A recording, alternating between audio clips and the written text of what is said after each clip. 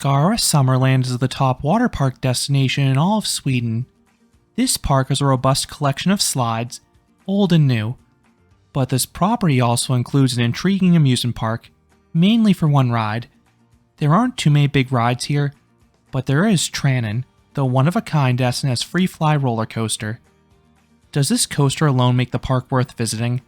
I will explain everything you need to know about this park in this review. Skara Summerland opened back in 1984. It was one of Scandinavia's first water parks, and it has grown into the region's largest water park today. But there is also an attached amusement park. Today, the property is owned by Parks and Resorts Scandinavia, who also own the nearby Grönalund and the Kolmården Zoo. As the name would suggest, this park is located in the town of Skara. This is in Västra Götaland County. This park is roughly a 1.5 hour drive northeast of Gothenburg, or a 4-hour drive west of Stockholm. If you come by car, there is a large lot adjacent to the entrance. This costs roughly 60 Swedish krona, or $5 to $6 US. For my lone visit, I used a combination of trains and buses.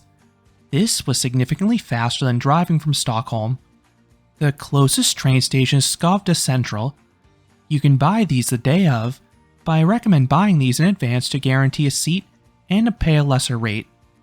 You can then take a bus from Skövde Central towards Lidköping. This takes about 40 minutes, and there is a stop specifically for Skara Summerland. You can buy tickets for this bus on the Vast Traffic app the day of. Daily admission currently costs roughly 470 Swedish krona, or $43 US. That's a bit steep if you're only coming for the amusement rides, but it's fairly priced if you plan to visit the water park. For most guests, this is the main reason why they visit this park. I would say roughly 75% of guests were at the water park at any given time. Fortunately, the intervals between riders are pretty quick on most slides, so this keeps the lines moving at steady rates. Interestingly, several attractions had no attendants at the top. They simply had a red light green light system, and guests were properly following the lights in many cases. You would never see an unmanned slide like this in the United States. There were lifeguards in attendance at the bottom though. Most slides were sporting 15 to 30 minute waits by the afternoon, and this was on a weekday, so if you arrive when the park opens, I would head straight to the water area. I would prioritize the Big Drop Speed slide, the Vortex Body Bowl slide, and the Cobra Tornado Wave slide at the start of the day. These slides are the 3 longest waits for me. Meanwhile, every single attraction on the amusement side was no more than a 5-minute wait. This park does sell single-shot jet passes for 3 rides. Each costs 100 Swedish krona, or roughly $9 US. You book a specific window, and you get immediate boarding. You can book these in advance, but I would recommend waiting until the day of because it doesn't seem necessary on the dry side, at least from what I saw. Jet passes can be used in their 2 largest roller coasters in Tranen and Spinner. They also can be used on the Snake Pendulum ride. I could see the latter generating a wait because of its incredibly low capacity, but it was unfortunately closed during my visit. That ties into a big issue for many who visited during the 2023 season: ride availability. Multiple major rides broke late in the season. For me, that included Snake, the Groove Banan powered coaster, and a few flat rides. I also know that Big Drop and Tranen had quite a bit of downtime as well, but those 2 were luckily open for me. From historical trip reports for this park and my experiences with the other properties in the chain, the series of ride closures we encountered at Skara Summerland seems relatively atypical, especially when you consider this park has a really short season. Since they rely so heavily on their water park, and it gets chilly in Sweden, Skara is only open from late May until mid-August, so just 15 to 16 weeks per year. When the park is operational, they are typically open from 10 AM until 6 or 7 PM. Let's run through some other operational notes. The staff here is friendly. This was a common theme at any of the Swedish theme parks. Loose articles can be stored on the platform for any of the dry rides. For the water park, there are small lockers available for 50 Swedish krona, or $5 US. If you have any larger items, there is a baggage kiosk next door. I forget the exact cost, but I think it was roughly 10 to 15 US dollars per bag. They were willing to hold large articles, even suitcases. I was also very surprised by this park's weather policy. As with most European parks, they keep the rides and slides running even in heavy downpours. That wasn't the surprising part.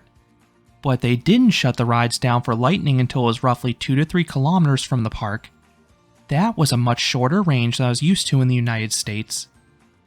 Now let's talk about this park's appearance and setup.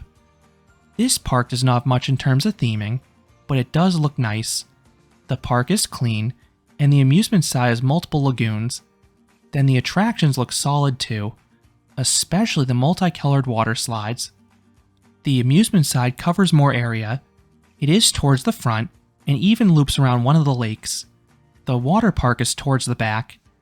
While the dry section is almost entirely flat, the water park is built in a hill, and many slides use that to their advantage. With all of that out of the way, let's talk about the attraction lineup. I will start with the amusement side. The park currently has 3 different roller coasters. The most notable of the bunch is easily Trannon. This is the world's only S&S Freefly. It is basically the marriage of a wing coaster and a suspended coaster into one. 2 toboggans are placed in the side of the car. The toboggans can then swing side to side. Then the unique aspect about this coaster is that the track flips over itself at 2 points. Rather than inverting, the cars rotate around the track and they remain upright. It is such a neat visual. Then this coaster has some deceptive forces, particularly in terms of laterals. You have just a seatbelt and low sides, so there's no lateral bracing, and the last few turns really throw you sideways. I have a whole review going more in depth, but this quirky ride is well worth checking out. Spinner is a Mauer spinning coaster. Usually these rides have twisted layouts, but this one basically follows the course of their standard wild mice. That would have been fine if the trims were not as harsh and I got more spinning. As I noted in a separate review, even with an unbalanced car, we only got a slow rotation. The final coaster is Groove Banan, a Mach-powered coaster that was unfortunately closed for my visit. It looks like a decent family coaster as it winds its way around a hill and even features an enclosed helix. The flat ride lineup here is pretty limited. There were a few smaller spinning rides, mostly contained in one area. There was one standout flat ride that was unfortunately closed for me, and that was none other than Snake. This is a Funtime Chaos Pendle. This large pendulum ride likely would have been the best ride at the park, assuming it ran like the one I've experienced elsewhere. Black Mamba Wiener Prater is one of the world's best flat rides. All the axes of rotation result in a thrilling and forceful ride. The combination of airtime, positive G's, and flips is incredible. It is even better than most roller coasters. There are a few other non-coasters well worth mentioning. The park is a log flume in Newton.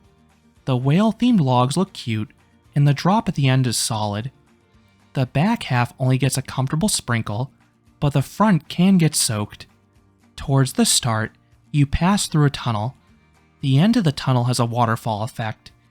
As with most flumes, it will cut off, but not before the front of the log passes underneath it. This park also has a jet skiing attraction that shockingly appears to be included with admission. I would have loved to have tried it, but the aforementioned thunderstorm rolled in right before I could try it. Then there are multiple go-kart tracks. These are small upcharges, but the cars move quickly. The best of the bunch was Imola 2000, especially because I was able to ride it after a rainstorm, so the track was super slick, making the turns quite interesting. Kids will find a few different playgrounds scattered about the park, in addition to some smaller rides exclusively for them. As for live entertainment, I didn't see any shows available here. Now let's talk about their bread and butter, the water park. There's a nice mix of body and tube slides. My favorite slide here is Big Drop. Remember how I said some of the slides were built in a hill? Well, this body slide pierces right on through it. You have a near vertical drop into a subterranean tunnel. It is one heck of a visual on and off ride, and it's plenty thrilling too. The trapdoor falling out is suspenseful, then the steepness results in some airtime at the start. This slide is short, but it's an absolute rush. Another daring body slide is Vortex. This is a body bowl slide. This one has an extended slalom section at the start to build suspense. Then there's a quick drop into the toilet bowl. And most importantly, there's the dramatic exit into the splashdown pool down below when you fall through the center. Snake Pit is a trio of body slides winding down the hill. They're on the milder side, offering a mix of enclosed and open sections. The most unique of the tube slides is River Run. This hugs the hill and has a wide trough, so there is a very good chance your tube will spin and sway throughout. And I even saw multiple groups riding together, adding to the chaos of the attraction. Waka Waka is a more modern tube slide winding down the same hill. This one is a series of saucer turns, so it maintains good pace the whole way down. Cobra is a tornado wave slide with a zippy drop at the start, and a giant wall element with some weightlessness. Splashing Hill is a series of wet-dry water slides. The corkscrew one is okay, but I like the triple down ones because you can get a pinch of airtime on the second hump. Speaking of triple downs, there is also a mat racing slide uncreatively named Racer. This one has steeper dips than usual, so with a good push, you can go airborne ever so briefly. There also are some smaller slides meant for kids, some larger pools to relax in, and this action area.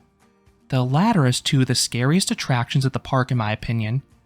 There's a cliff jump off some rocks, and a zip line into a pool down below, and if you're athletic enough, you can do flips and crazy jumps on the way down from both. Now let's talk about the food. I saw a few restaurants about the park. I only had some snacks though, like hot dogs, and they were decent. I thought they were affordably priced for a theme park, and the service was quick. So do I recommend Skara Summerland? If you love water parks, absolutely.